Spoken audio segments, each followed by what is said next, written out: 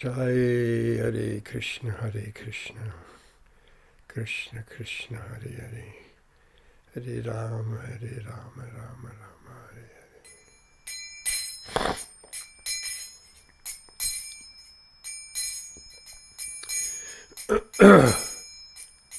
Nama Om Vishnupadaya Krishna Prestaya Bhutale Srimati Bhakti Vedanta Swami Niti Namine Namaste Saraswati Deve Gauravani Pracharine Nirvishesha Shunya Vadi Vastatya Dishatarine Shri Krishna Chaitanya Prabhu Nityananda Shri Advaita Gadadhara Shri Vasadi Gaura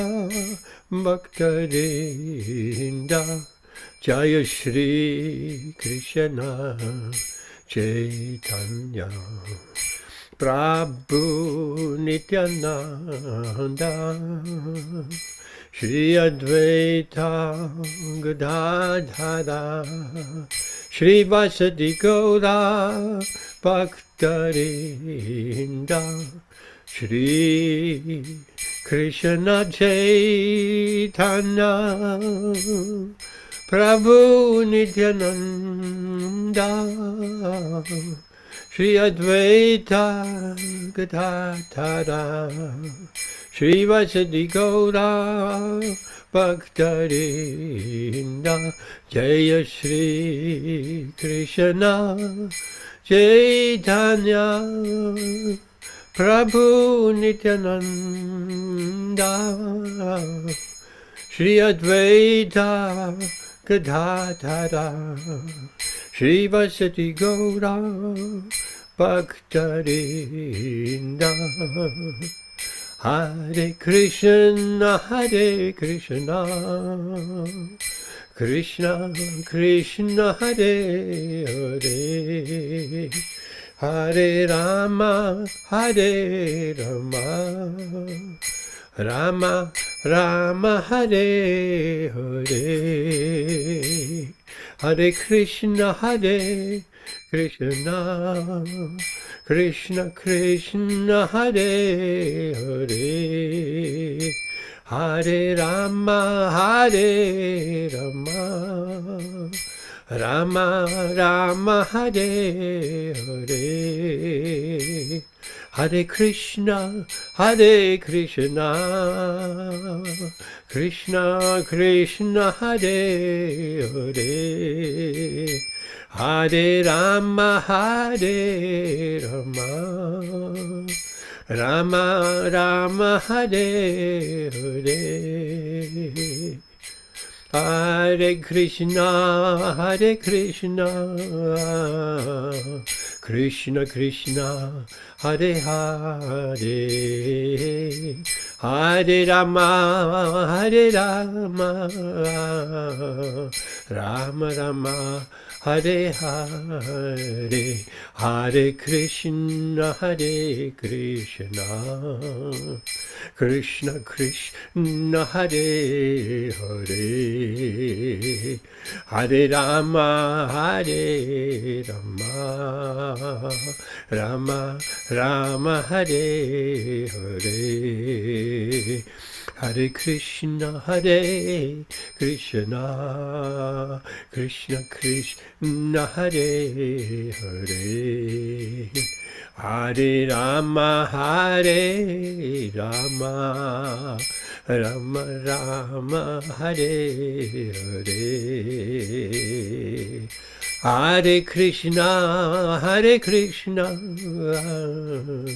Krishna Krishna Hare Hare, Hare Rama, Hare Rama, Rama Rama, Hare Hare, Hare Krishna, Hare Krishna, Krishna Krishna, Hare Hare, Hare Rama, Hare Rama, Rama Rama, Hare Hare. Jaya Gauranitai, Jaya Gauranitai, Gauranitai, Gauranitai, Jaya Gauranitai, Gauranitai, Jaya Gauranitai, Jaya Gauranitai, Jaya Jaya Nitai Satchishundara, Nitai Satchishundara, Nitai Satchishundara, Jaya Nitai Satchishundara, Jaya Nitai Satchishundara, Nitai Satchishundara, Nitai Satchishundara, Nitai Satchishundara, Jaya Giri Govardhan, Giri Govardhan, Giri Govardhan, Giri Govardhan, Jaya Giri Govardhan, Giri Govardhan, Jaya Giri Govardhan, Jai Giri Govardhan, Jai Prabhupada, Prabhupada, Prabhupada, Jaya Prabhupada, Jai Jaya Prabhupada, Prabhupada, Prabhupada, Jai Srila Prabhupada Ki Jai. Hare Krishna. Welcome Amit, welcome Prakash. And hopefully Ben will come a little bit later. Hare Krishna, I hope you both well. Yes, Prabhu. Hare Krishna. I am good. Yes, you come close by like that. That is nice. You are good. And Prakash already, I talked with him. He is also good. So let's look what our Bhagavad Gītā has to offer tonight. We discussed last time text 26 of the 5th chapter called Karma Yoga, Action in Krishna Consciousness. Those who are free from anger and all material desire, who are self-realized, self-disciplined, constantly endeavoring for perfection, are assured of liberation in the Supreme in the very near future. Oh, what a beautiful verse. What a great hope to achieve liberation in the near future. Today we're looking at text 27 and 28. It's a double verse.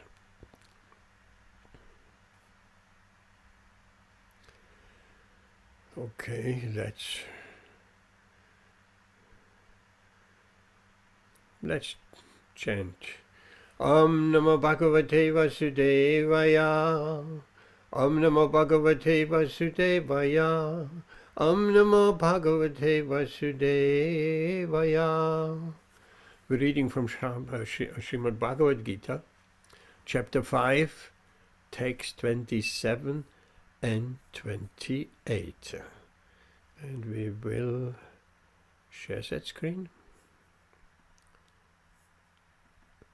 Amit, you want to do us the pleasure and service to read us the Sanskrit of these 2 verses.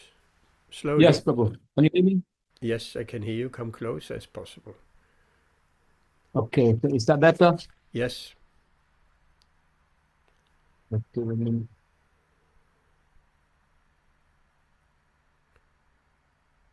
Shvasan Kirtva Bahir Vayam.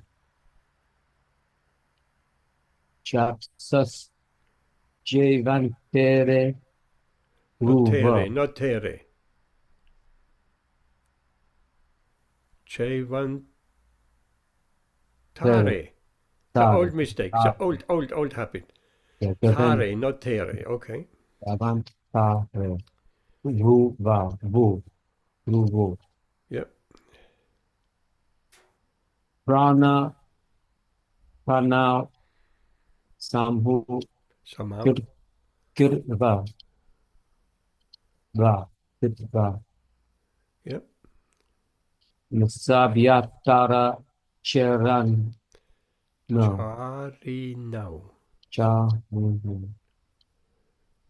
Yetin Priya Mano Budir Munir Moksa Prayana Vigat Parayana.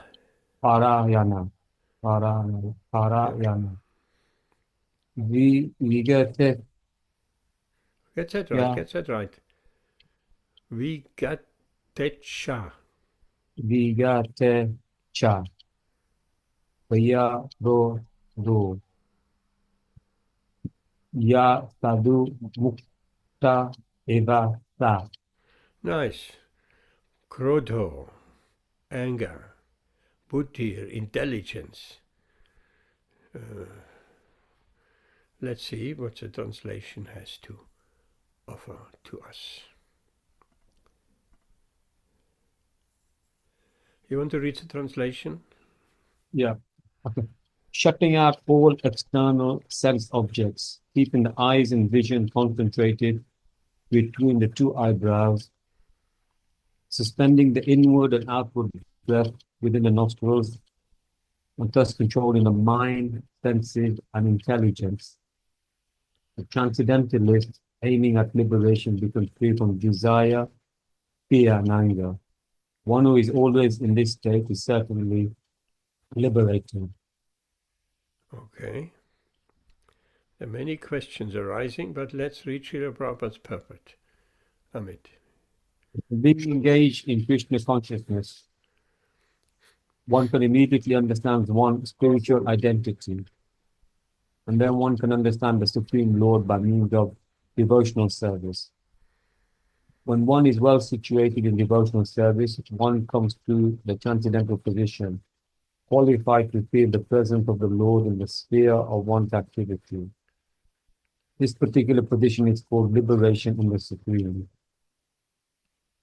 After explaining the above principle of liberation in the Supreme, the Lord gives instruction to Arjuna on how one can come to that position by the practice of the mysticism or yoga known as Astanga Yoga, which is divisible into eightfold procedure called Yama, Niyama, Asana, Pranayama, Pratyahara, Pratyahara. Pratyahara, Dharana, Dhyana, and Samadhi. In the sixth chapter, the subject of yoga is explicitly detailed, and at the end of the fifth, it is only preliminarily explained. One has to drive out the sense objects such as the sound, touch, form, taste, and smell by pratyahara process in yoga. And then keep a vision of the eyes between the two eyebrows and concentrate on the tip of the nose with half-closed lids. There's no benefit in closing the eyes altogether because then there's every chance of falling asleep. Nor is there benefit in opening the eyes completely because then there is the hazard of being attracted by sense objects. The breathing movement is restrained within the nostrils by neutralizing the up-moving and down-moving air within the body. The practice of such yoga, one is able to gain control over the sense, refrain from outward sense.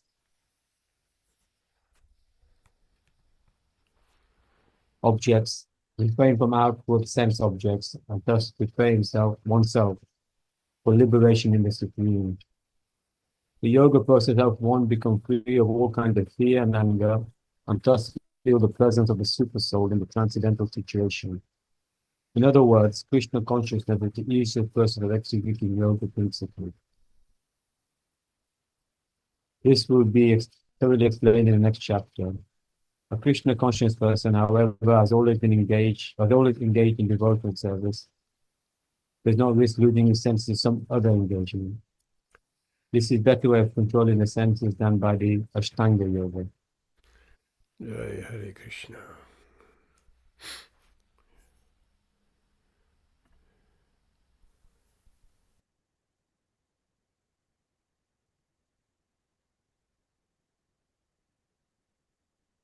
That translation again. Shutting out all external sense objects, keeping the eyes and vision concentrated between the two eyebrows, suspending the inward and outward breath within the nostrils, and thus controlling the mind, senses, and intelligence. The transcendentalist, aiming at liberation, becomes free from desire, fear, and anger. One who is always in this state is certainly liberated. Welcome, Ben. Hare Krishna. So,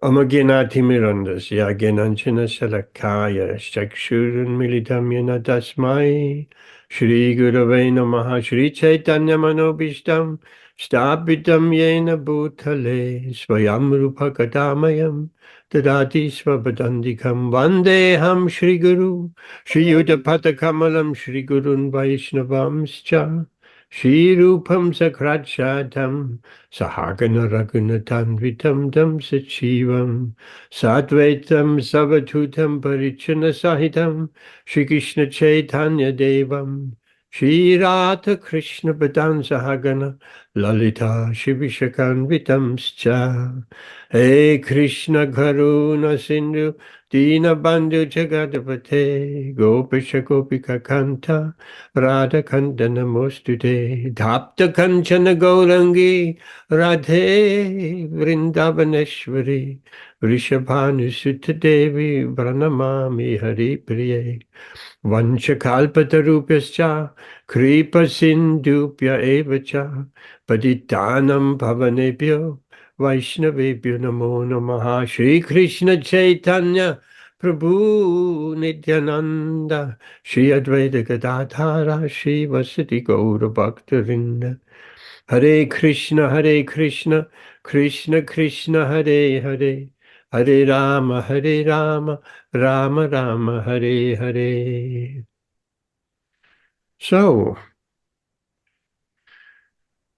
this process, it's very interesting to find that verse where some very detailed explanation about the Ashtanga Yoga process is explained.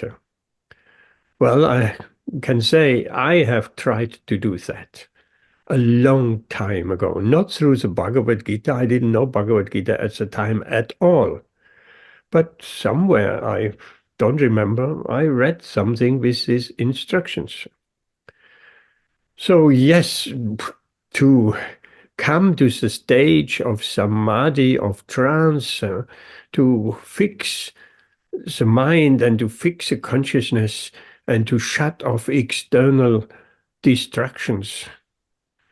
One sits in asana, Padmanasana, perhaps a lotus position, or at least crossed legs or any other yoga position. One is instructed, as Srila Prabhupada explains here, to half close the eyes. Jayantibai, Hare Krishna, welcome. Why half closed? And Srila Prabhupada explains, if the eyes are completely closed, there is a tendency of falling asleep. If we're sitting there nicely, comfortably, the yoga asana, and the breathing is regulated as well, then the eyes are shut. There's a very interesting story. I may have spoken about it a long time ago.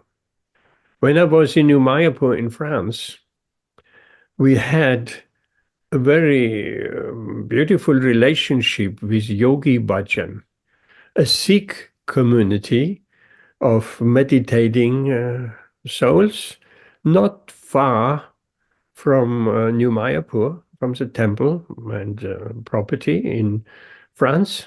It's a countryside, beautiful property with land and cows and trees and lots of vegetables and fields and strawberries in baskets and baskets of great opulence, what nature gave. At one point, we had a gentleman coming somewhere from nowhere, and he said, I wanted to plant some trees. So go ahead, plant some trees. So he planted hundreds of trees. And many, many years later, they're big trees and they're bearing fruit and all of that. So big property, wonderful. A castle at the time, and gardens and houses and lots of children. So that was while Indradyumna Swami Maharaj was temple president. So they had some exchange visits with a Sikh community nearby. And they were all very friendly, very open-minded, not sectarian in any way. And sometimes they did some Haridivan Prabhu Ki Jai, Hare Krishna. Sometimes they did some competitions also. They came to festivals. The devotees were celebrating festivals, and then they did some competition with all very strong, healthy Sikh warriors, young men with turban and beards and ceremonial dress and ceremonial dagger in their belt and all of that. So very, very nice to look at. Very self-controlled. Yogis. No wonder his name was Yogi Bhajan. Yes, it's a very nice name. He has the word bhajan in. They like the chanting, they like the bhajans very much. And it has a word yogi in Yogi Bhajan. He was an elderly person. So when they did competitions at New Mayapur after the festival, they had a gulab jamun throwing competition. Have you ever heard of that? Gulab jamun competition, where the two contestants standing some 10 meters apart and they're throwing a gulab jamun to the other person, and that person has to catch that gulab jamun with their mouth. Not hands, nothing, with their mouth, and eat it. So needless to say, the devotees won this competition. They were very experienced in gulab jamun competition. So, and the devotees also went, I never went, but Indradyumna Swami and some selected devotees went to Yogi Bhajan's ashram nearby, and so there were a good exchange. One day, while we were, and I was, and lots of other devotees in the temple room, there came one of the Yogi Bhajan's disciples. He came, the temple room wasn't that full. There was only a few devotees. And he offered his respects to the deities, beautiful deities, by the way, Radha Govinda Madhava, Krishna Balaram, and Gaura. Famous deities, beautiful. Radha Govinda Madhava look a little bit like Radha Madhava and Mayapur, but distinct, easily recognizable. And so said Sikh warrior, young man, after offering his respects, he sat in a perfectly yogic asana in front of the deities and erect, straight up body posture, not kind of slumped over, very nice straight body posture in yoga asana. And he did that meditation, what Srila Prabhupada explains here, eyes half closed, staring on the tip of the nose, and breathing, regulated breathing, Hatha Yoga breathing. And we were all very impressed as devotees, young devotees. And he sat there for a long time, maybe an hour, 45 minutes. We couldn't even sit like that for 10, 15 minutes. So everybody was impressed, just sitting there, motionless, like a statue. But after 45 minutes, you could suddenly hear. He was sleeping. He was sleeping. So that can happen, as Srila Prabhupada explains. If you close your eyes in that yogic position, then the chance is to falling asleep. If you open your eyes fully, and then the eyes seeing so many objects of sense gratification, then we be distracted from the outside. And we close the eyes, we are from the inside, we're falling asleep. So therefore, the instruction is given in the Astanga Yoga to half close the eyes, not completely, so you don't fall asleep, but half close, not that sense objects, the vision is not diverted. And then staring on the tip of the nose also. So the vision is fixed on the tip of the nose. The vision is not spread everywhere and the eyes looking around and maybe the head is turning. No, nothing of that. Very fixed. And the eyes half closed, staring on the tip of the nose. And then the breathing, Hatha Yoga breathing comes in. And that one can, as explained here, to control the senses in this way by mechanical means, one can be in samadhi, in trance, while fixing the mind on the supersoul in the heart. And as Srila Prabhupada explains here, this yoga process helps one become free from all kinds of fear and anger. Yes, naturally, because we concentrating our mental activities on the supersoul within the heart. So there is no fear and anger. And thus one can feel the presence of the supersoul in the transcendental situation. One is transcendentally situated in that meditation, in that samadhi, because transcendentally situated means one is not, his consciousness is not outwardly projected in the material world with all its colors and sounds and sights and smells and tastes and all of that. So a yoga principle, a yoga exercise. In other words, Srila Prabhupada, and that's an important point here, Krishna consciousness is the easiest process of executing the yoga principles. And we heard before, yama, niyama, says certain do's, what one should do, and niyama, what one should not do. We have said in Krishna consciousness as well, yama, niyama. Not to do means no eating meat, fish, and eggs, no gambling, no intoxication, no illicit sexual connection. That's a no do, sir. So don't do, sir. And the do's is chant 16 rounds, engage in some devotional service, and so on. That's a do's, or chant any rounds. So we have said also yama and niyama. That's a yogic principle.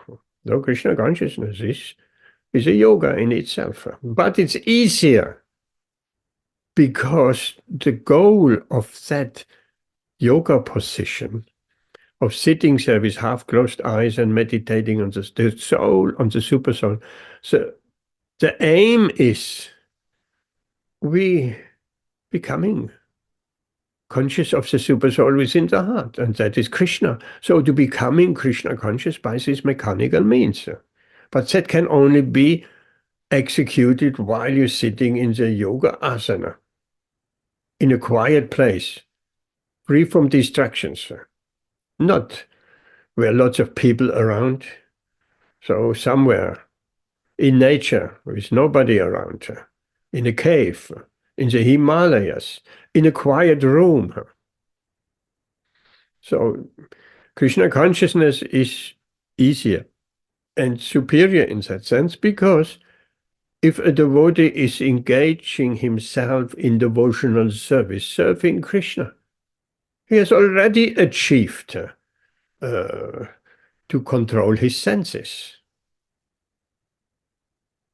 Or as Srila Prabhupada explains here, such a devotee does not risk losing his senses to some other engagement. Because by this meditation, Astanga Yoga process, that the senses are not engaged outwardly. The senses are controlled. So if a devotee engages in devotional service for Krishna enthusiastically, always thinks of Krishna, how to please Krishna, what to do for Krishna, and constantly meditates, thinks of Krishna, then automatically his senses are not engaged in outward sense gratification. So the goal is achieved in an easy way. As Srila Prabhupada says, he does not risk losing his senses to some other engagement. So the senses are only engaged in devotional service. And of course, as we have explained last time, the karma yoga process the senses may not be engaged 100%. So may be engaged 50-50 in sense gratification of fruitive activities and 50% in Krishna consciousness. But that by advancement on the spiritual path, that is increasing until 100% a person is Krishna conscious. And one can be with that devotional service and with that this trick of devotional service, with that method of devotional service, and consciousness, one can engage in so-called normal activities in this material world. One doesn't have to, okay, I shut off all my friends, I do 3 hours meditation, 8 hours, 12 hours, I will do my meditation. Sorry, I'm not available for the next 12 hours. No, not like that. A Krishna conscious person, being his consciousness is engaged in Krishna, whatever he does. He does it externally, does all kind of work, maintaining his family, or even being amongst people, or whichever. His base consciousness is always on Krishna while doing all kinds of activities. And some people say, how is that possible? 2 things at the same time. Yes, it's possible. Srila Prabhupada gives the example. The mother cooks the food, cooks a lunch in the kitchen, and the children are around, and while she's cooking lunch, she speaks to the children. She does 2 things at the same time, cooking lunch and speaking to the children. So it is very much possible to do 2 things at the same time. So we can, our mind is fixed on Krishna, we can remember instructions from Bhagavad Gītā, we can think in so many ways of Krishna.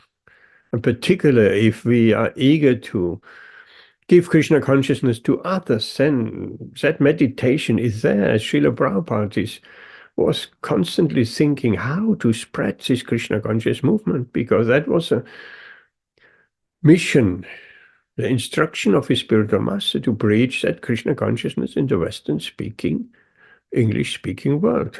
That's what he did. So one can do that and at the same time do his occupational duty, whatever it may be. So 2 things at the same time. So Srila Prabhupada said, this is a better way of controlling the senses than by the Astanga Yoga process. So, superior, a better way. The same goal can be achieved, but who can do this Astanga Yoga process of disappearing from normal life and sitting down in a quiet place and meditating. For how long one can do that? A devotee can be in that Krishna consciousness 24 hours. 24 hours. And if one is not that experienced, then it's 24 hours on and off, because one may be distracted by the illusory energy, by the external objects. But as one gets more and more accomplished in Krishna consciousness, that connection with Krishna is always there. It doesn't disappear.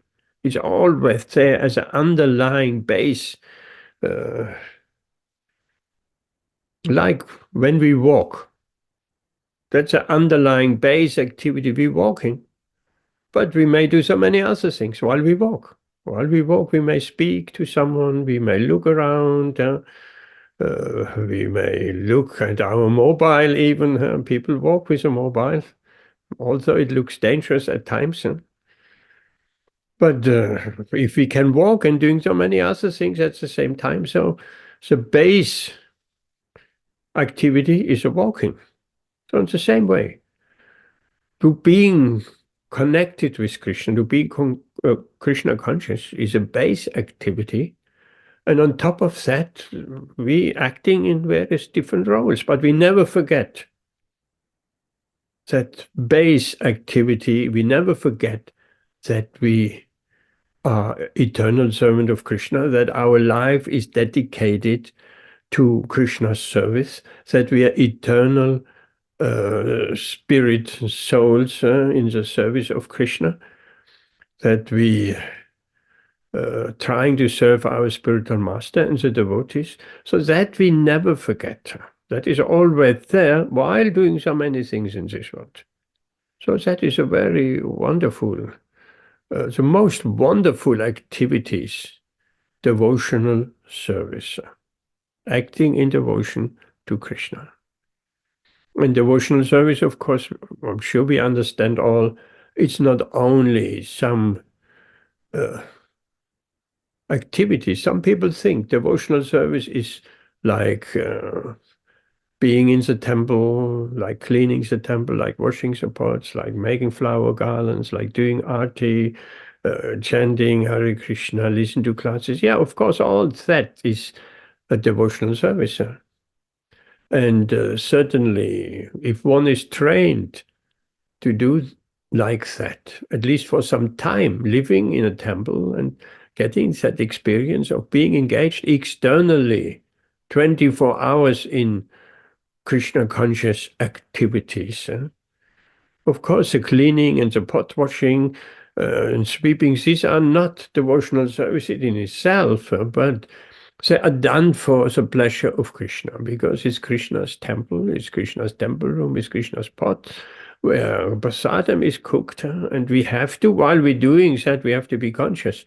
I'm cleaning the pot for Krishna. I'm sweeping the floor for Krishna, for Krishna's temple, for the deities, because the temple belongs to the deities, and so on. In that consciousness, one gets trained. If anybody ever has the opportunity of living in a temple, please do it for some time. It will be greatly helpful. But if we're not in a temple situation, there are many ways we can be Krishna conscious at our own homes, at our own families, at our own surroundings. It doesn't need to live in the temple to be Krishna conscious. After all, it's just a change of consciousness. And the mind, by that stage, the mind has become our best friend. The mind may still try to divert us to something else. But if one is fixed or comes to the stage of nishta, or comes to the stage of being fixed in devotional service, then the mind will not have much a chance of diverting us from our goal of life to become Krishna conscious. That has become at that stage our goal of life. Not a nice activity which we're adding to our life. Of course, that's the beginning. We have our material life and we're adding Krishna consciousness to various degrees, but by that stage, more advanced stage, Krishna consciousness has become our life and soul. We are sold out to Krishna. There's no question. We'll never deviate, divert from Krishna. Of course, that can also happen by some strong circumstances, so we have to always be attentive, not to let the illusory energy back by a backdoor into our lives. Like I remember at last year's Ratha Yatra, I was speaking to Bhagavad Gītā, I think it was. No, was it? Yes, possibly. One of the senior, older devotees, many, many years of disciple of Srila Prabhupada, direct disciple. And so we talked very friendly, he was not speaking from a higher position down in a belittling way, no. It had become very, very, what's the word? Very sweet and soft and accepted on an equal level, on a level of friendship, although he is far superior. So I said to him, I heard from Kadamba Kanana Swami that before he passed away, not so long, that on the stage of Nishta, and I have spoken several times about that, one is fixed and Maya is still there, but at a distance. At a distance. So when Maya is, one has distanced oneself by one's spiritual advancement from Maya. One is on a different track. But Maya is still there. In a distance, one can see her. And one can decide, shall I engage a little bit? Shall I flirt a little bit with Maya? One can think like that. But one's intelligence kicks in and says, no, you have done that too many times. You know what's the result. Forget it. Nothing good will come out of that. You will regret it afterwards. So when I said the Maya is still there, but at a distance, then he said something what makes me think even to the very day, and a very wonderful commenter. He just said, yes, but watch your back. Watch your back. That was a beautiful comment, a very helpful comment, and a true comment. We're looking and Maya is at a distance, but we don't watch our back. Maya comes also from behind. If we're not careful, Maya suddenly comes in some attractive way. After all, this Maya, this illusion is very attractive. Very attractive. Because it's Krishna's energy. Daivi esha gunamai mama Maya duratya. But this attracting feature of Maya can at once be this is disguise. It's a disguise. Maya comes in a disguise. And the disguise is like someone comes in a disguise with some clothes and like on a play, on a drama or whatever, and one doesn't recognize the person. Is someone else. Here is a king. Oh, the king has come. He's disguised, but it's just an actor. So if we take the king's robes off, then there is no more. Oh, the king has come. The disguise is dismantled. So Maya also, she may look so very attractive. This illusory energy is a attractive, a very attractive feature in this material world. But we're looking, by Krishna's grace, we're looking a little bit behind with some knowledge and experience, and that attraction will immediately disappear. Immediately. Because we see for what it is. So as a day I've given that example, we walk in a forest and we think that's beautiful nature. Of course, it's different. We think that's Krishna's nature. Then it's connected with Krishna. But we, just a mundane person, trying to enjoy the beautiful sight in the forest, the quietness, nature, and like that. And that's also Maya's feature. As soon as we're looking a little bit deeper, we can hear, almost hear, the trees in the forest mourning, give me some light. Don't take all my light away. There is a struggle for existence amongst the trees, because the bigger ones, the stronger ones, that takes the light, and the weaker ones that die, because the stronger ones takes the light, the resources. Trees cannot live without light. And if big trees are growing, then there is hardly any undergrowth on the floor, on the ground, because there is no light. So there is, in that beautiful forest we think we enjoy so nicely, and it's so beautiful and peaceful, and it's actually a struggle for existence. That is a naked face of Maya. So we can see that naked face of Maya in every and anything. If we have the right consciousness, and we are connected, our consciousness is connected to Krishna, then we're looking behind. And then what is the attraction of Maya then? That much of that attraction is just disappearing in a split of a second.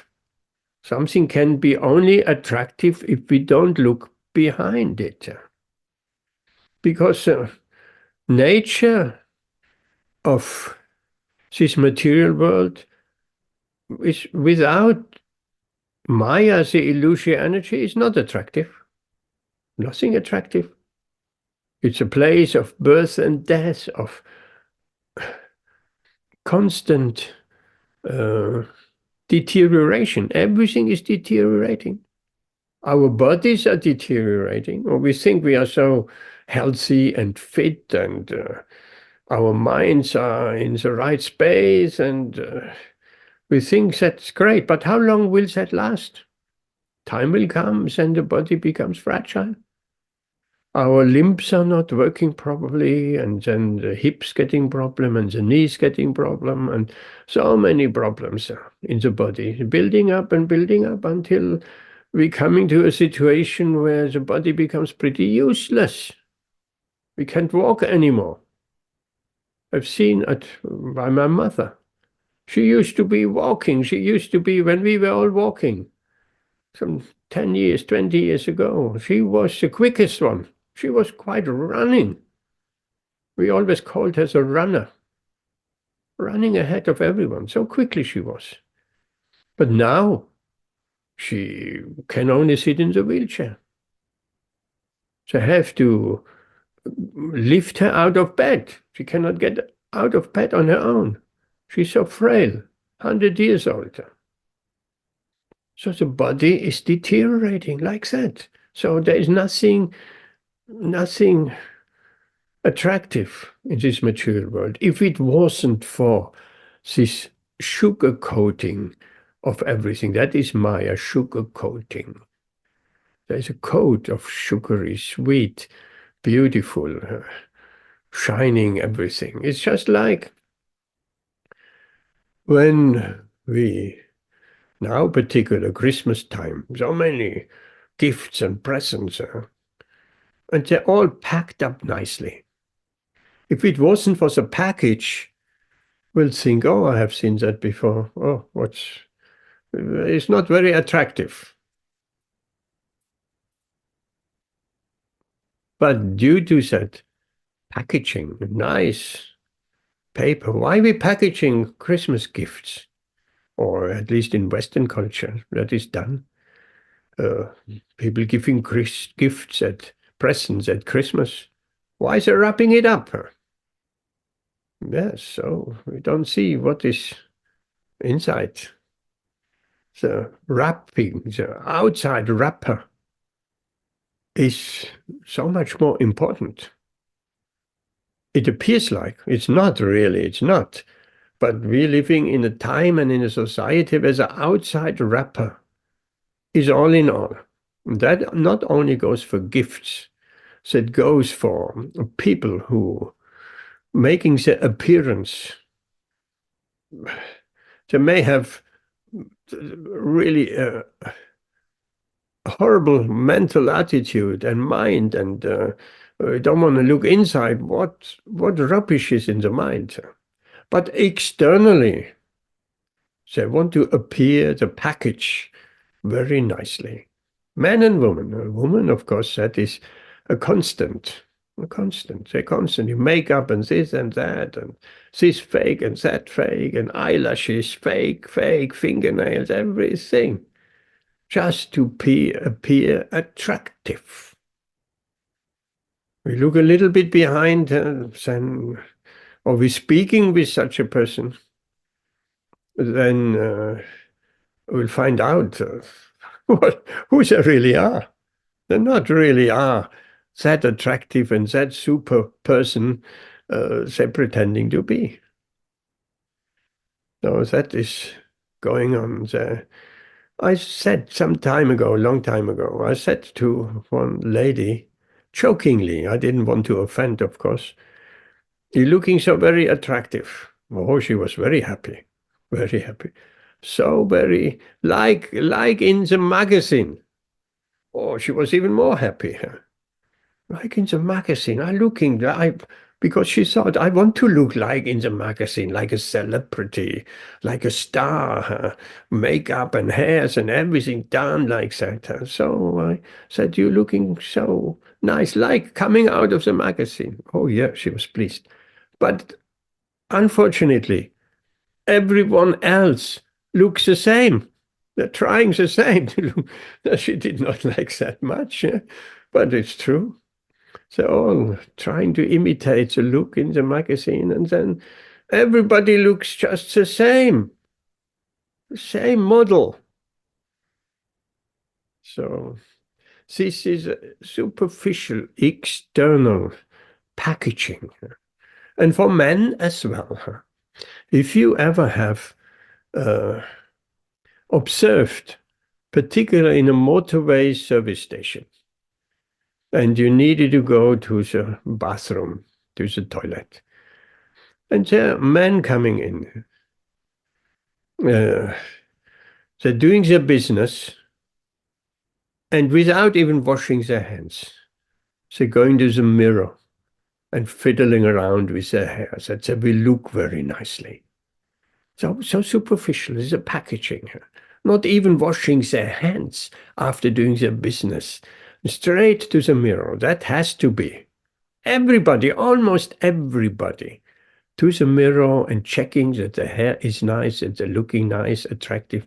So again, the packaging, the external packaging. Now, as devotees who have advanced to some extent in devotional service, they're not so much anymore concerned about the outside packaging. In fact, they're not concerned about the outside packaging. Nonetheless, of course, they don't neglect their bodily needs and health, and that would go too much the other way. But they're not just need to pretend there's something which they are not. They don't need to impress with the packaging. Devotees have nobody to impress. Devotees only impress Krishna and want to impress Krishna. And Krishna sees straight through the outside packaging. If you offer a Christmas present to Krishna, nicely packed, he can see right through it. He tells you right what's inside. So devotees are not overly concerned about the packaging. That's who I am. Society and other people have to accept me as I am, because that's who I am. And I'm a servant of Krishna. I want to please Krishna, not society, not the people in general. So that's a bit about the attractive feature of this material world, the Maya, which by engaging in devotional service and connecting with Krishna, or as Sundar Gopal has so nicely explained, that all these qualities, which are negative qualities in us, if we see those qualities in Krishna, then automatically it is just like switching on a light and the darkness is gone. We are focused on Krishna, and our negative qualities will just disappear. Of course, aim is to be in that kind of consciousness all the time, not just on and off, all the time endeavoring in this elevated consciousness, in that transcendental position. That's really the word. To be able to stay constantly in a transcendental position. That means we constantly aware. We are not part of this material world. We are eternal servant of Krishna. Everybody serves so many masters in this world, and serving themselves, the devotees, has nothing to do with that. We are eternal servant of Krishna. We want to please Krishna, not anyone else in this world. So being connected like that in that transcendental position, and the material energy has hardly any influence on us, and we progressing further, and the material energy, that illusion, will have no influence on us. Zero.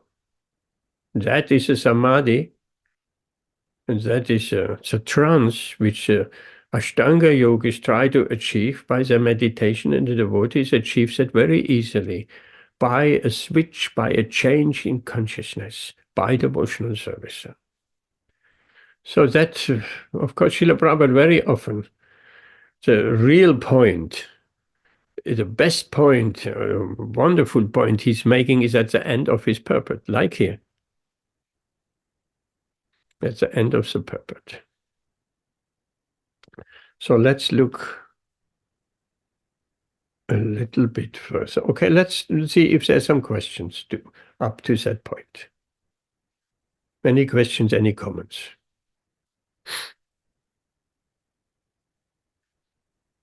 Ritual, anything?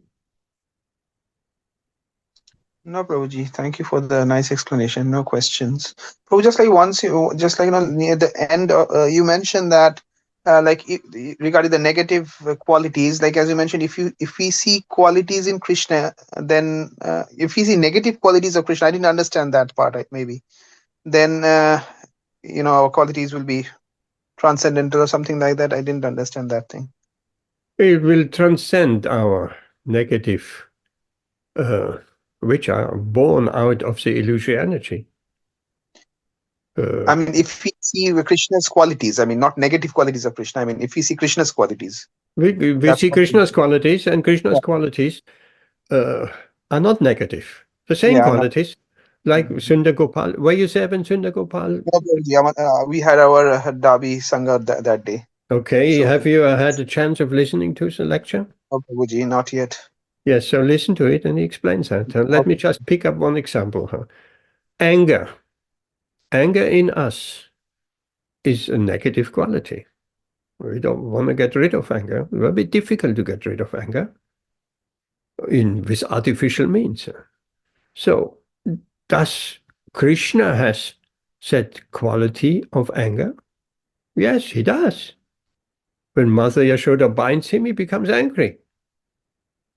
Angry. He's crying, and he throws a stone to break the pot of yogurt. He becomes angry. Mother bound me. Mother put me down. He became angry. Mother put me down.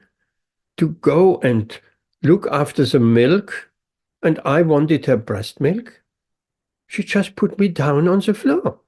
How can she do like that? And became very angry. So if we see that same anger we have, which is materially motivated, our anger is because we have lost something or we cannot get our material desire fulfilled, so we become angry. That's a very negative thing. But if we meditate on Krishna's anger, then our anger will disappear. As soon as we focus on Krishna, in any way, all the Maya illusion is immediately vanquished, including our anger or whatever quality it is. And as Srila Prabhupada says, everything what we see in this material world has its origin in Krishna. Nothing can exist here which is not originally in Krishna.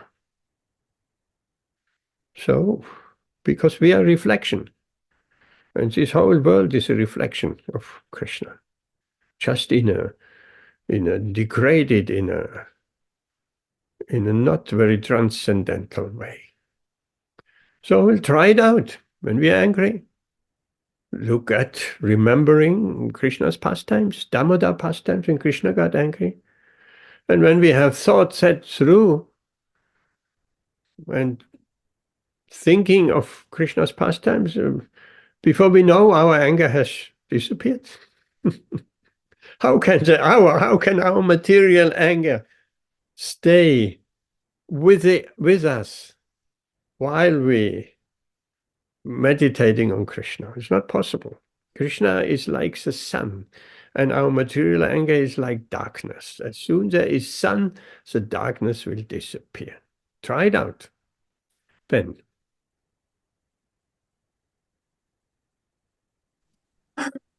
Yeah, I think I'm gonna have to remember that whenever I get angry and I want to punch someone in the face, I'm gonna remember Krishna. You know when you know this picture he's got when he's like astride Kamsa, and he's about to punch him. He looks quite fierce, and he's about to punch him, So that's good. Next time I get angry, I'm just gonna remember that picture in my mind. That is an art. While we angry, to remember Krishna. Because while we're angry, that's a real point. Or any feeling for that matter, or any emotion. Yes, absolutely. Absolutely. And it's not so only when Krishna was angry with, when his mother put him down. Krishna was angry with Chanura and Mushtika, when the wrestlers they were wrestling. At one point, Krishna became very angry, and became very angry. He went up to Kamsa, he dragged him down, and he punched him in his head. That was also Krishna's anger. We remember that pastime. Oh, our anger will fly away in no time. Yes, it's a beauty. No, I found it was interesting that because you hear a lot from devotees that this material world is a perverted reflection of the spiritual world and ultimate reality. Yep. And he was saying that all these emotions, that we have, that Krishna he also has them. I mean, I think he listed 18, and then he qualified them and said that there was 2 that Krishna didn't have, that we have. Yeah, it's we have the same feelings, but here they're detrimental to us. But in the spiritual world, they're perfectly. There's no judgment of positive or negative. They're just emotions and feelings, but on a spiritual level, and they're actually all part of devotional service to Krishna. If you worry the tendency is to worry about things. Yeah. I mean, everybody's worrying in this material world, so much stress and anxiety, worry all the time about things they can't control. But in the spiritual world, the devotees, they worry about Krishna. So it's like, it's just a different, you see how it operates differently. Not only in the spiritual world, thinking, okay, the spiritual world is far away, Vaikuntha, beyond the covering of the universe. And one day, if I ever get there, then it will be like, no, not in the spiritual world are things like this, but in spiritual consciousness, which can be achieved right here and now in the present body. If the consciousness is, if we are in a transcendental position, not part of this world, but transcendental, beyond. Well, our consciousness is beyond this world. The body may be acting, but actually our consciousness is beyond, in a transcendental position. We can experience that also. One more point, going back to the text tonight. Okay. You made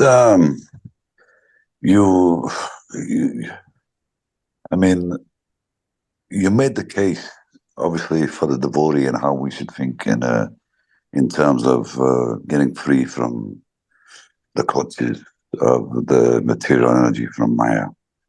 But the reality is that the vast majority of people, they're engrossed in Maya. That's their life. They don't know any other way. And in this material world, when you say it's extremely, it's a competitive world. It's a really dog-eat-dog world, and everybody wants to try to succeed and to be successful. They're quite driven. They've got a lot of desire and ambition and energy to succeed. And so it's like they're running, this ego. Without their materialistic ego, they wouldn't be able to do any of it. It would almost seem like impossible for them to do any of that kind of stuff. You know what I mean? It's like, yes. So what's the point?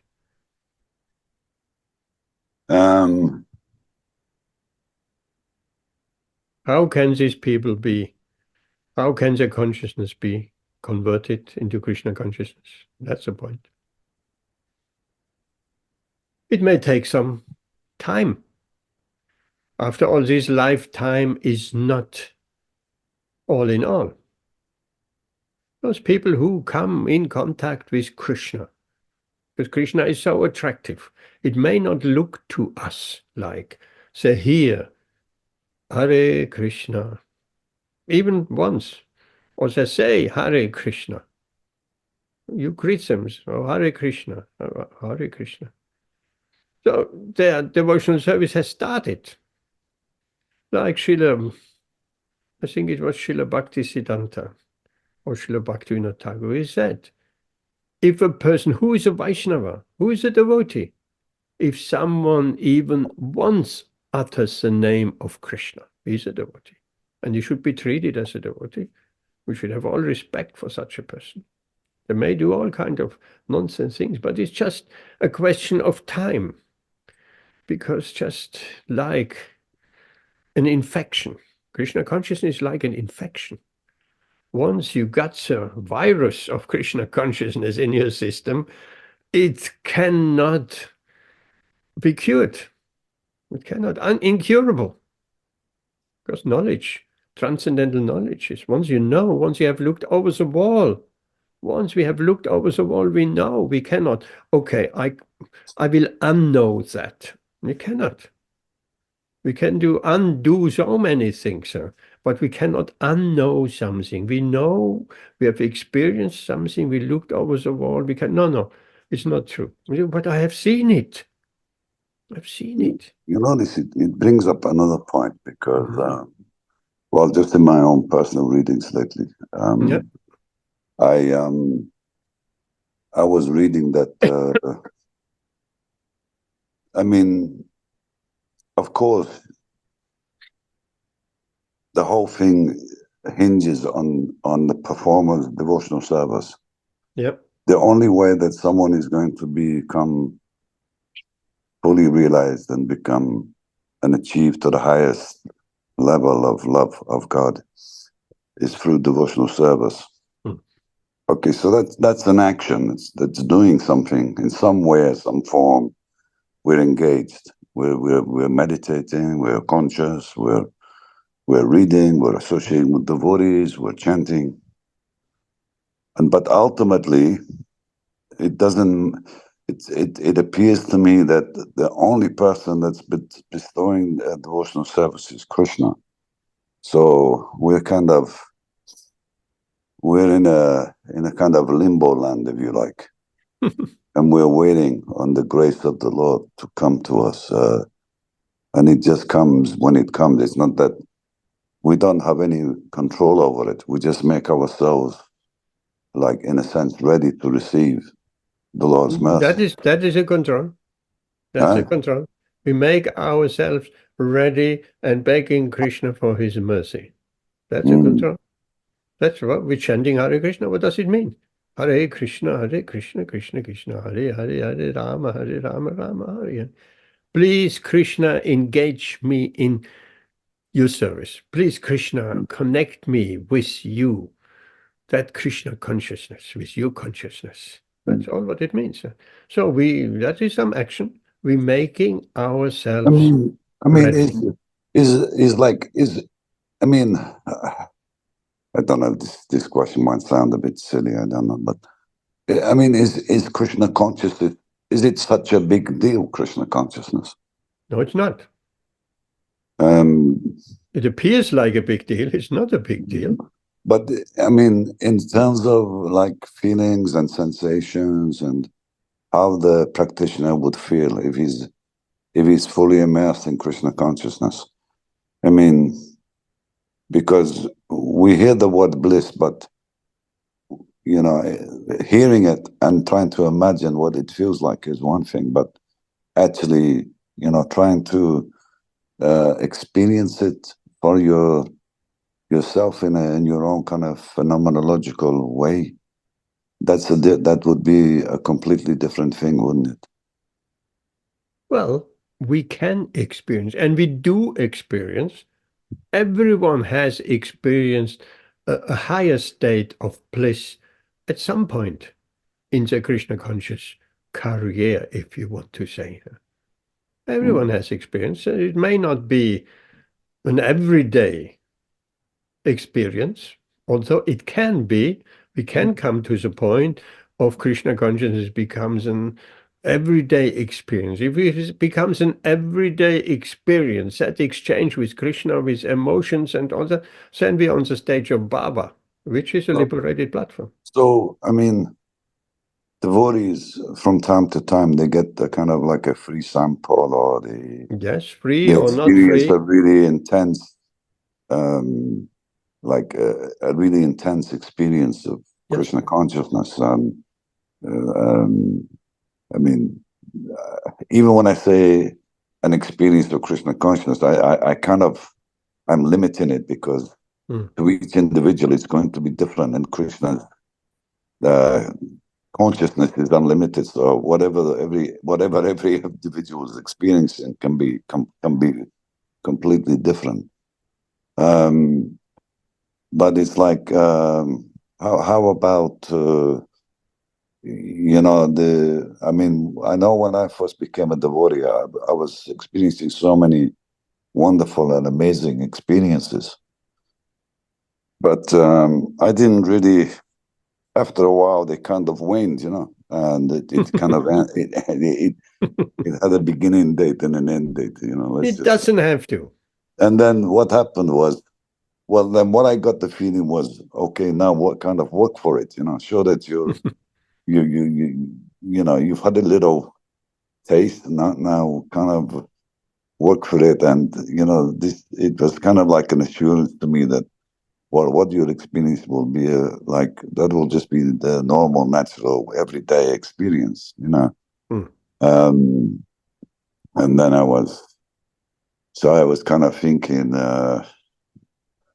you know, I think I probably answered my own question, but no, I was just thinking, I mean, everybody's experienced with some kind of insight or glimpse into spiritual reality whilst in this material world, in this body, coming to Krishna, and Krishna being happy, and to see that soul and to inspire them, to give them some inspiration to make progress, you know.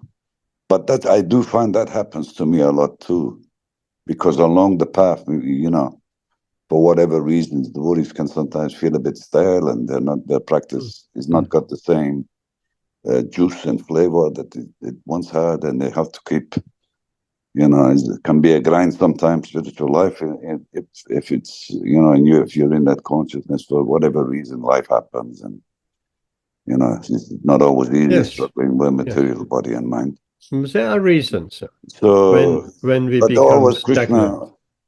Krishna kind of comes along, and he gives you the necessary inspiration at these times, you know, because that's another form of Krishna's mercy is coming to us as well, you know, that we, you know, we might be disheartened or something might have happened, you know, but Krishna is not forgetting. He's reminding you, here's some experience or something, you know, just to. Yes. He wants us to keep heading in the right direction. You're going in the right direction. Keep going, you know. Therefore, the association of devotees is ever so important. And the key word in all of that, what you said, the key word is utsaha, which means spiritual enthusiasm.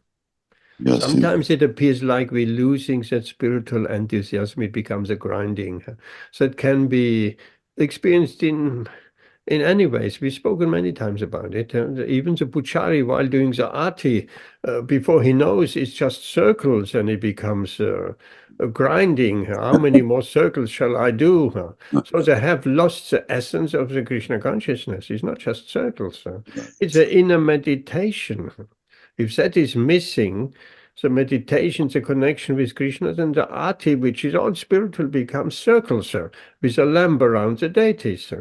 And grinding in so many other ways in our japa can become grinding. We're just counting the rounds, or one more, how many more, and it's just a counting and a race against time and all that. Well, that we have lost the plot. We'll need to get back on the track, because all these activities are full of utsaha, enthusiasm. I had a question for you as well, you know. Okay, are there any kind of bounds for devotees to what area to look at, you know, in terms of like different scriptures? I mean, I'm getting to get a little bit interested in different bounds and scriptures. Because I'm associating with the devotees, and they're reading these scriptures, so it sparks my interest, and then I think I'll pursue that. But some of these scriptures they could be seen to be quite elevated, and I don't know if I'm in a fit state to really read them, or you know, I don't seem to be able to ask anyone if maybe I should stay away from the scriptures for the time being. Yes, one has to be. Okay, nice question. One has to be intelligent.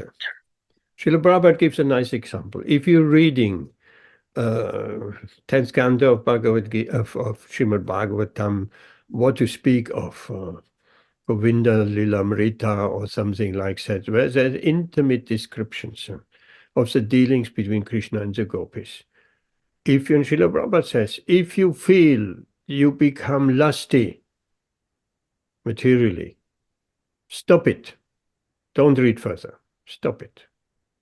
That's not meant to be like that. We take it in a material way. So we need to judge ourselves. It's not, certainly at the beginning, it's not at all advisable to read too many scriptures. We become just confused. Srila Prabhupada also said, if you just study Bhagavad Gītā, you can become completely perfect. Just one book. I've also been advised in another way as well. Because I mean, I don't know, you can't really quote me, but I'm sure it's coming from Srila Prabhupada. That if the devotee, if they're being troubled by these things, that they should read the Rasa Leela. Yeah. That's because it. If we have lusty desires, we're reading Krishna's pastimes with the gopis. Krishna book. It's also got the effect to purify the desires as well at the same time. So that was what we just previously explained. When you just came or before you came, I don't remember. If we are angry, we're looking at Krishna's anger in the Damodar Leela or any other Leela. Then our anger will disappear. Same thing. If we are lusty, materially, illusioned by the Maya packaging, and we looking at Krishna's dealings with the gopis, then our lust will also disappear. Yes, that's Srila Prabhupada said. Yes, Krishna book is very, very nice. I would not recommend looking at Govinda Lilamrita by Jayadev Goswami. I haven't myself looked at it. It's available online, yes, but I don't feel myself qualified to read that. That was Lord Chaitanya. He was in his highest spiritual ecstasies. He was hearing this kind of scriptures, of intimate dealings with Krishna and the devotees. But who are we? Who are we? But Krishna book is a distillation of Krishna's pastimes. Even Krishna's pastimes. I just read or heard. I mean, on Spotify, probably Apple Music as well. Damodar, your favorite narrator, my favorite narrator, he's reciting Krishna book. So Krishna, when I just heard the chapter. I've got that on. That's on. You can get that on BVL as well, Bhaktivedanta Library. That's an app you can download to your phone, and he's commentating on Sri Krishna Chaitanya, Srimad Bhagavatam, the whole Bhagavatam. You have to pay for it, right? No, it's free. It's a free app. Other Prabhupada books are on there as well. Okay. Yeah. Oh, as a book form, not audiobook. No, it's audio as well. Audiobook. Yeah, okay. You can listen to it. Yeah. Anyway, so I've just have been listening to Krishna steal the garments of the gopis. Very beautiful pastimes. How many philosophical points are interwoven with the pastime, and then Krishna's rasa dance and Krishna disappearing from the gopis and all these beautiful pastimes. So Krishna book is a perfect book to read, to study concerning Krishna's pastimes. Well, incidentally, I hadn't heard about this book you mentioned, Jayadev. Anyway, and I'd never heard of it. First time I've heard of it, but yeah. Srila Prabhupada quotes it, not quotes a book, but the title. I mean, Lord Chaitanya, he recommended that we listen to. He made mention two very important books of devotees that he even went to, real lengths to get them copied and get them published and back into the Vaishnav literatures. And that was the Sri Brahma Samhita and Vilvamangala's Krishna Karanamrita.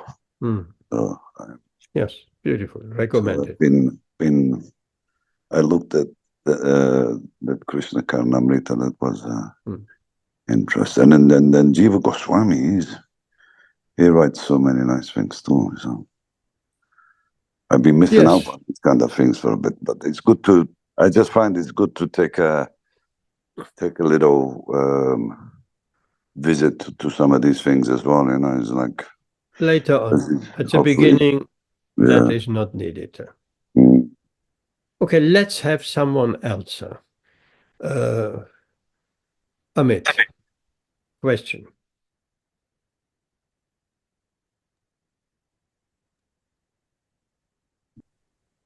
No, probably no real question. I think it's not for me. It's when sometimes when you get angry, or when you're in a certain situation, then I think thinking of Krishna is always a way of.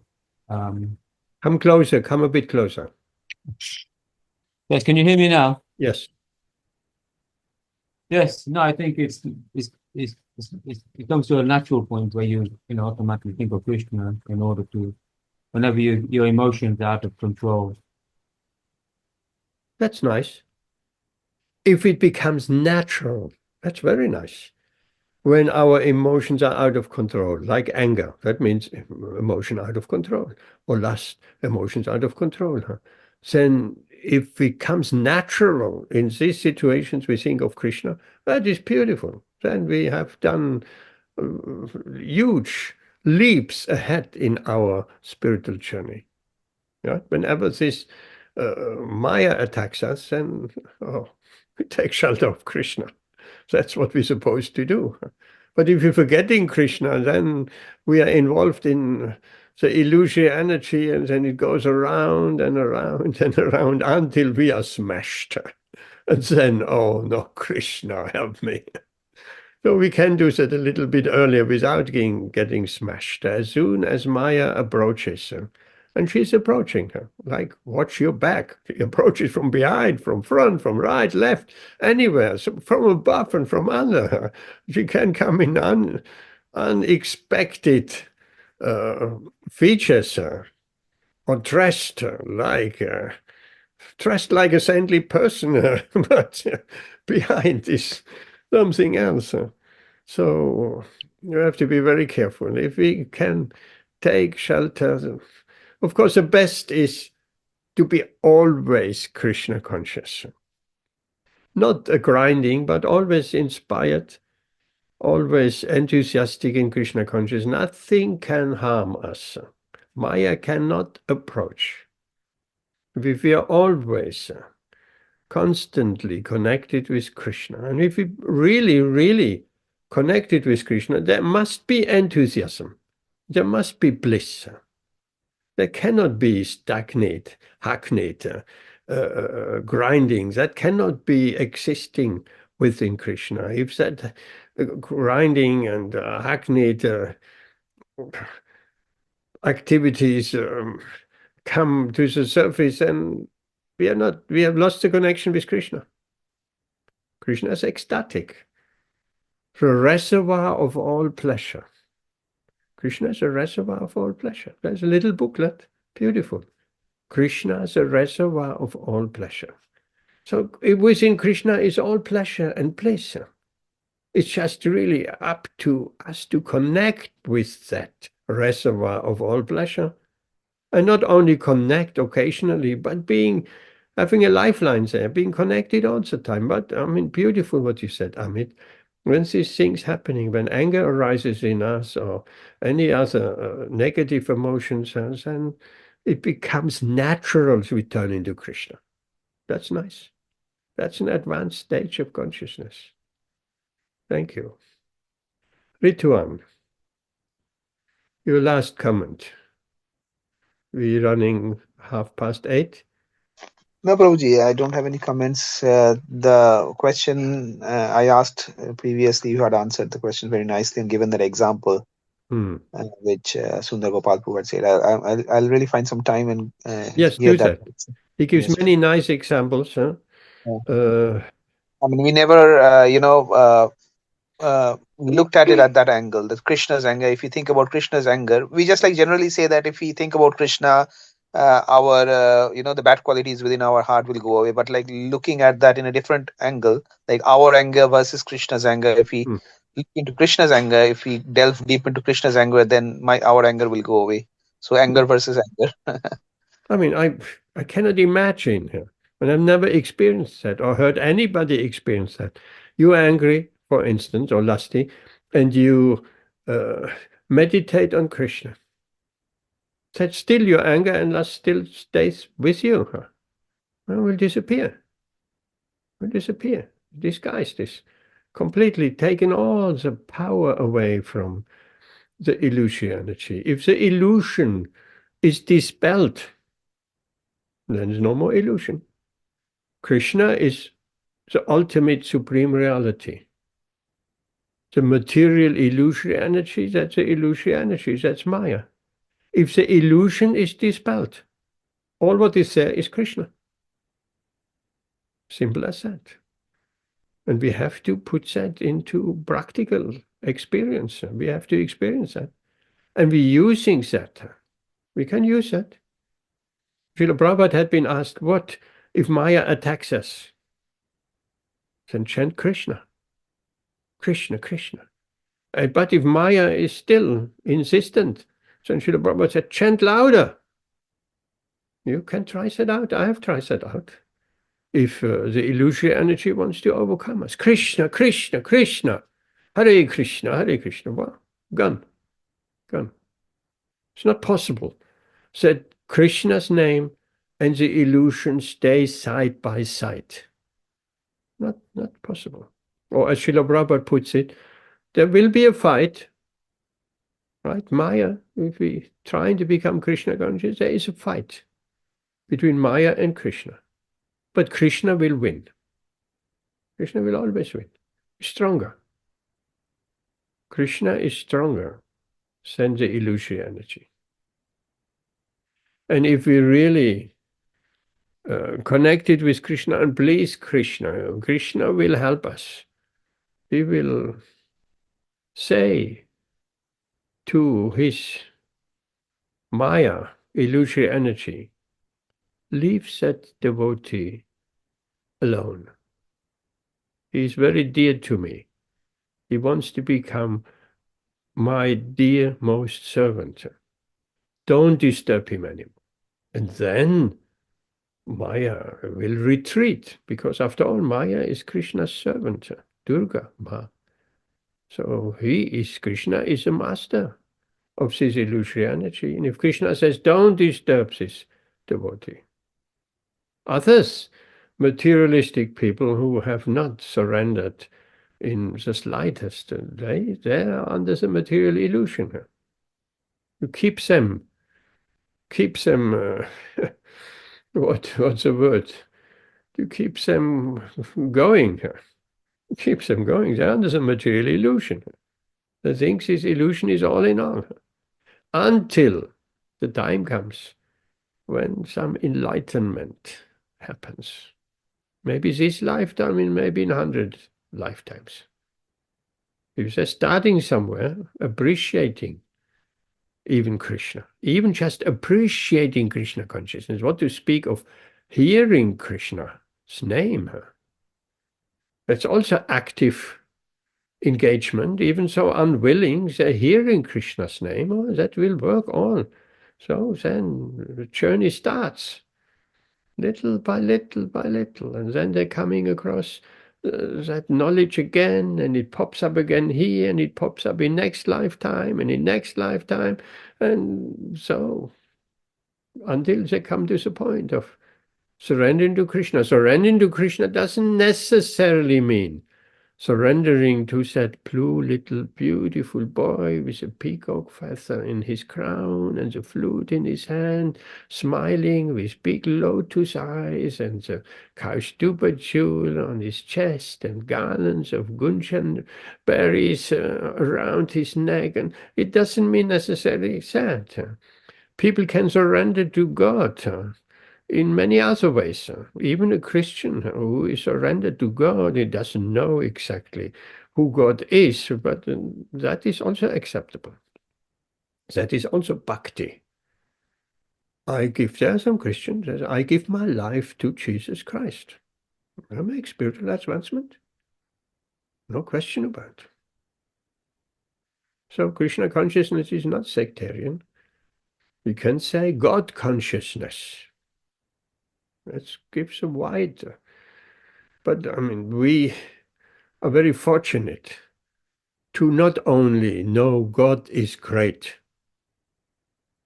and God is almighty, God is the supreme. We not only know that is granted for a devotee, but we know God's name, his address. Srila Prabhupada says like that. We know. People don't know nothing about God. So take it from us. You don't know where God is and what he does. You ask any Christian or Muslim, what does God do? What does he do every day? What's his business? We can say what he's doing. Oh, so many pastimes. We can explain of his address of Goloka Vrindavan. He gets up in the morning, he takes the cows to the forest with his friends and all of that. And so many beautiful activities. So we have all that information. We are very, very fortunate. And that gives us a beautiful opportunity of meditating on that. Completely engrossed in that. And here we stop. Thank you. So what about Ritu and Prabhuji? You want to come on Saturday? Kirtan Mela in Leicester. Niramadaji. Prabhuji, this seventh, is it 7th of, I mean, next Saturday. this Saturday? Yes. This Saturday, this weekend, I'm on call in the hospital, both Saturday and Sunday weekend. So, unlike, I mean, it won't be possible. Kirtan Niramadaji will be there. The poster has gone out. I will remind everyone again. And we just I have heard from Kirtan. Varsana Mataji, but we have this weekend on calls in the rota. So mine has fallen on 7th and 8th. Oh no, fallen. It has fallen on you. You have no choice. I mean, we can Not change much. it usually. No, I mean, if somebody else is willing to change, otherwise we could have. I mean, if this was announced 6 weeks before, so we have got this 6 weeks to. If you know, I mean, in case if you need to change, it would be 6 weeks before the actual date of the on call. Well, We can make we can is appeal there in any a sense. chance you can change it still? Unlikely in the short notice. But if so, let me know. If there's a Okay. chance you can change it, let me know. Jayanti Bhai, why don't you come on Saturday? Get some spiritual inspiration. Then you will be saying, Amit, will you be coming? That is, besides Gita Jayanti, these are the only festivals or festivities for this year. There's nothing else, except you want to celebrate Christmas. Prabhu, I'm not here this weekend. I'm in London, Okay. unfortunately. Okay, I will phone up a few people.